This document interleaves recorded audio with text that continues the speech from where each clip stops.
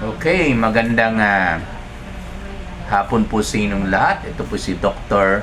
Jeff Ho. Ipapatuloy po natin yung ating live consultation dito po sa loob ng clinic po natin. At nandito po ang pasyente natin sa harap ko. At ilang taon na po kayo? 37. 37. Ano pong trabaho ninyo? Housewife. Housewife lang. Na housewife po. Palagi nagalang. Ha? Huwag ninyong minamalit yung trabaho ng housewife. Huwag ninyong ilang. Kasi pinakamabigat nga ang trabaho. Tapos wala pang sweldo. Ayan. Ha? So, yun. Housewife. Housewife po. Yan. At hindi naman po kayo buntis, no? Hindi na po. Okay. Sige. Madam Housewife lang. Anong problema natin? Sa tenga do. Tenga. Okay, saan tenga? Right or left? Right. Bakit po? Anong problema sa tenga? Kulang siguro halik ni Mister siguro. Iba na siguro hinalikan ni Mister ha? Araw-araw ang halik do. Wow! Hanip, grabe. Agresibo talaga si Mister, oh. Grabe. Tapos, baka hindi nagtututbrush siguro si Mister. Pinasukan siguro ng laway. Hindi, 3 times a day naman do. Ay, 3 times a day. Okay, so, anong problema natin sa tenga ninyo? Nasugdan ng tubig do. Nasudlan ng tubig, napasukan ng tubig. Tubig hindi laway ha. Kasi pag laway, kailangan si Mister mag-toothbrush muna bago, alam mo na. O, di ba? Bakit napasukan ng tubig? Anong ligo kayo sa dagat? Ayan. Yan na naman. Ligo sa dagat na naman. Kaya sabi ko palagi, hindi tama yung pagligo sa dagat. Kasi marumi ang tubig sa dagat. Bakit marumi? Ang dami umiebak doon. Ang daming dumudumi doon. Sa Bisaya pa na, daghan kay nagalibang din ha. Ang kagaw na pumasok sa tenga, gikan sa tai sa uban.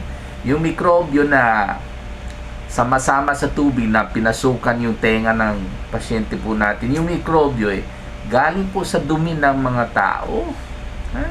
Kaya huwag po kayo maligo kayo sa dagat kasi magkakaroon talaga kayo ng problema. Meron malinis na tubig sa bahay, doon kayo sa bahay. At ilang beses ko na sinabi ito na ang dagat ay nilikha ng Panginoon para sa mga isda, hindi para sa mga tao. Kaya tayo mga tao, dapat magiging kontento po tayo sa lupa. Kaya may paa po tayo.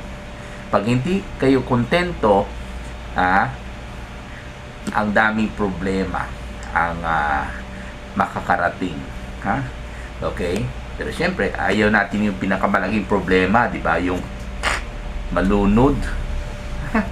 Okay? Ayan. Kailan kayo naligo sa dagat? January 6. January 6. So, kailan nag-umpisa na? Siguro umpisa kate siguro, no? Kumate, kate. Hindi naman do. Diretso sakit kaagad, same day. Kinabukasan. Hindi kayo dumaan muna sa kate tapos ginanon ninyo. Nag-cotton buds po do. Nag-cotton dahil Makati hindi. Sa ilalim, Makati. Makati. Tapos ginanon ninyo. Cotton Cotton buds. buds ang ginamit niyo. Kinabukasan kayo nag-cotton buds. Same day, sumakit. Hindi, kinabukasan pa sumakit do. Tapos, inanon ko ng cotton buds. Meron pong lumabas na parang nana. Wala. Wala naman. Kabila, wala. Wala. Sa Dito lang. kanan lang po. May lagnat na po kayo. Wala po. Okay. Nag-try na po kayo ng gamot. Wala po. Okay. Nabibingi po kayo. Hindi. Hindi. Hindi pa naman. Okay.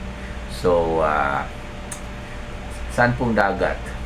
Hanggang sa Tagnanan, Tago. Mabini. Mabini. Mabini. Okay. Ano pong okasyon yan? Birthday. Birthday. Kaninong birthday? Sa papa niya. Okay. Sige. So, anyway, isisilipin ko po yung tenga niya. Malamang meron siyang infection ng external ear, no? Kasi nasa labas lang Okay. Pag external ear, ang tawag po natin otitis externa. Okay. Yung sa loob na ear, yung middle ear, hindi kadalasan nag-umpisa sa napasukan ng tubig. Hindi po. ang middle ear na infection kadalasan nag-umpisa po sa ubo at sipon na pinabayaan ng pasyente. Ha? Okay, so anyway, sisilipin ko po yung tenga niya at kadalasan po pag meron po tayong infection ng external ear, yung daanan, yung tinatawag natin na ear canal or auditory canal, no? Ang binibigay po natin ay combination of oral antibiotic kasi malamang malalim na po kaya masakit, at saka magpapapatak po tayo ng eardrops na antibiotic. Kumbaga, ang eardrops na antibiotic para sa superficial infection, pero yung oral antibiotic po ay para sa yung mas malalim na infection. Siyempre, magdagdag po tayo ng pain reliever para sa pamamaga niya. Okay? So, ang antibiotic, as usual, pwede tayo magbigay ng ciprofloxacin, 500 mg tablet, 1 tablet 2 times a day for 7 days. At saka yung eardrops, pwede tayo magbigay ng gentamicin eardrops, 2 drops, 3 times a day for 7 days. At saka para sa pamamaga at sakit, magbigay po tayo ng anti-inflammatory katulad ng diclofenac sodium 50 mg tablet, 1 tablet 3 times a day for 7 days. At ulitin po natin, huwag po kayo maligo sa dagat. Okay? Maraming salamat po.